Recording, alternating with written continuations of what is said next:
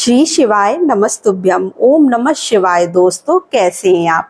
ये बताने के लिए कमेंट्स बॉक्स में हर हर महादेव हमेशा की तरह जरूर लिख दीजिएगा। तो दोस्तों, जैसा कि देखिए, सावन का पावन महीना स्टार्ट होने वाला है। जो सावन का महीना है वो पूरा महीना भोलेनाथ को समर्पित होता है, क्योंकि यह भोलेनाथ का सबसे प्रिय महीना माना गया है। तो अब चलिए मैं बता देती हूँ कि इस बार सावन स्टार्ट कब से हो रहा है। तो सावन 11 से स्टार्ट हो रहा है या 12 से। तो इस बार सावन जो है वो 11 जुलाई से शुरुआत हो रही है सावन महीने की। उसके बाद जो पहला सोमवार पड़ेगा वो आपका पड़ेगा 14 जुलाई को। दूसरा सोमवार जो पड़ेगा वो 21 जुलाई को पड़ेगा। और तीसरा सोमवार जो पड़ेगा वो आपका 28 जुलाई को पड़ रहा है। और आखिरी सोमवार जो आपका पड़ने वाला है वो 4 अगस्त को पड़ेगा। और 9 अगस्त को पूर्णिमा के साथ, जिस दिन रक्षाबंधन होता है, उसी दिन जो है यह समाप्त हो जाएगा। तो ये थे सावन के महीने में पड़ने वाले जो 4 सोमवार पड़ रहे हैं, उसके दिन कि किस किस दिन हमें व्रत रखना है। तो सावन का इस बार 4 सोमवार पड़ रहा है। आप 4 सोमवार में भगवान भोलेनाथ की पूजा आराधना कर सकते हैं। तो आप सावन के पूरे महीने भगवान भोलेनाथ की पूजा करिए, अर्चना करिए, आराधना करिए। आपकी जो भी मनोकामना, जो भी इच्छा है, इस महीने में अगर हम अपनी कोई भी मनोकामना मानकर भोलेनाथ पर सिर्फ जल भी चढ़ाते हैं तो वो मनोकामना शीघ्र अतिशीघ्र पूर्ण हो जाती है। तो गुरुदेव ने बताया कि सावन के महीने में जल चढ़ाने का कुछ नियम होता है। मतलब हमेशा हम जो जल चढ़ाते हैं वो भोलेनाथ को हम जो है 1 लोटा जल चढ़ाते हैं। लेकिन सावन के महीने में अगर हम 2 लोटा जल चढ़ाते हैं महादेव को, 2 लोटा जल मतलब 2 लोटे ले लीजिएगा अपने साथ में, एक इस हाथ में और एक इस हाथ में। और दोनों लोटे में जो जल होगा वो आपके घर का जल होना चाहिए। ये नहीं कि आप कहीं और से भर लीजिए, ऐसा नहीं करना है। आपको जल अपने घर का ही लेना है। उसके बाद लेकर इसे हम शिवालय चले जाएंगे। आप अपने घर से जब निकलने लगे, गेट तक आप दोनों लोटे का जल अलग अलग हाथों में लेकर निकलिए। उसके बाद रास्ते में भले ही आप एक के ऊपर एक लोटा रख लीजिए, लेकिन जब मंदिर के पास पहुंचने लगे तो फिर दोनों लोटे को अलग अलग हाथों में ले लीजिए। और हमें जो जल चढ़ाने का जो तरीका होता है वो सावन के महीने में कुछ अलग होता है। तो आप क्या करिएगा, दोनों लोटे को एक साथ अपने दोनों हाथों में ले लीजिएगा। उसके बाद एक ही धार में एक साथ बहुत ऊंचा करके आपको जल नहीं चढ़ाना है। आपको जल थोड़ा सा नीचा करके चढ़ाना है।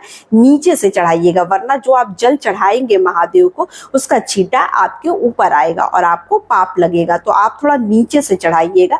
पहले हम माता अशोक सुंदरी, जहां से जलाधारी जल बहता है, आप वहां से स्टार्ट करते हुए और अपने महादेव तक जल चढ़ाएंगे। आपकी जो भी मनोकामना होगी वो शीघ्र अतिशीघ्र पूर्ण हो जाएगी। अगर आपके जीवन में कोई भी कष्ट चल रहा है, परेशानी चल रहा है, आप बहुत परेशान हैं, तो गुरुदेव ने बताया, पूज्य पंडित प्रदीप मिश्रा जी ने अपनी कथा में बताया कि इस तरह से जल चढ़ाने से अगर कोई स्त्री जिसके 16 साल, 17 साल, 18 साल, 20 साल हो गए हैं और संतान नहीं हो रही है, अगर वो सोमवार के दिन या सावन का जो पहला दिन होता है, जैसे 11 जुलाई से जब सावन प्रारंभ हो रहा है, उस दिन अगर इस तरह से वो स्त्री जल चढ़ाती है, वो महिला जल चढ़ाती है, तो उसे जल्दी ही संतान की प्राप्ति होती है।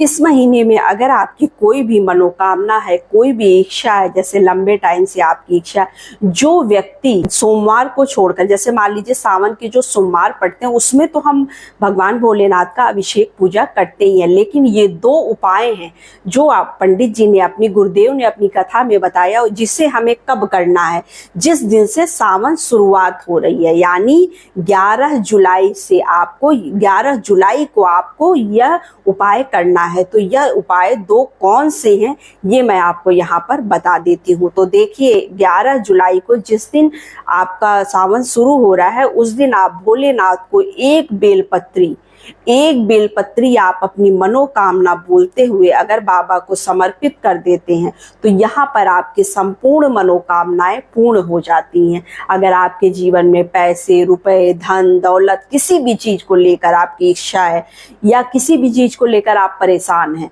तो आप एक बार अपनी मनोकामना सिर्फ बाबा से बोल दीजिएगा और ये मनोकामना आपकी शीघ्र अतिशीघ्र पूर्ण हो जाएगी। अब दूसरा उपाय क्या है कि सावन के महीने में ज्ञानी 11 जुलाई को जिस दिन से सावन स्टार्ट हो रहा है, जिस दिन से सावन लग रहा है, बातों को समझिएगा, उस दिन हमें क्या करना है, 108 चीज़ों का जो भोलेनाथ को हम चढ़ाते हैं उसका भी बड़ा महत्व होता है। यहाँ पर कहते हैं उसको चढ़ाने से जो है हमारी सर्वोच्च मनोकामनाएं, जो भी इच्छा, जो भी मनोकामनाएं, जो भी परेशानी आपके जीवन में है, आप बाबा से एक बार बोल दीजिएगा, आपकी सारी मनोकामनाएं पूर्ण हो जाएंगी। तो हम क्या चढ़ाएं, किस चीज़ को हम चढ़ा सकते हैं, ये मैं आपको बता दूं। तो गुरुदेव ने बताया कि यहाँ पर देखिए, आप चावल चढ़ा सकते हैं, 108 दाने का अक्खा चावल चढ़ा सकते हैं, हरी इलायची चढ़ा सकते हैं, कनेर का फूल चढ़ा सकते हैं, और आप बेलपत्र चढ़ा सकते हैं, समी पत्र चढ़ा सकते हैं। लेकिन गुरुदेव ने बताया कि संख्याओं का विशेष महत्व है। 108 का मतलब कि 108 ही होना चाहिए, ना कम और ना ज़्यादा। तो आप संख्याओं का विशेष ध्यान रखते हुए यह उपाय इस दिन कर सकते हैं। अगर आपके जीवन में कोई भी परेशानी, किसी भी चीज़ को लेकर आपकी मनोकामना है कि हमारे पास धन हो जाए, दौलत हो जाए, कुछ भी अगर वो आप चाहते हैं, आप बहुत परेशान हैं उस चीज़ों से, तो आप इसको करके ज़रूर देखिएगा, आपकी मनोकामना बाबा भोलेनाथ जो है वो सावन के महीने में अवश्य पूर्ण करेंगे। और 1 लोटा जल बाबा को जरूर चढ़ाइएगा। अब मैं आपको बताती हूँ कि सावन के महीने में आपको व्रत और पूजा कैसे करनी है। तो देखिए, सावन, चूंकि सावन का जो पहला सोमवार है वो 14 जुलाई से प्रारंभ हो रहा है। पहला सोमवार 14 जुलाई को पड़ रहा है।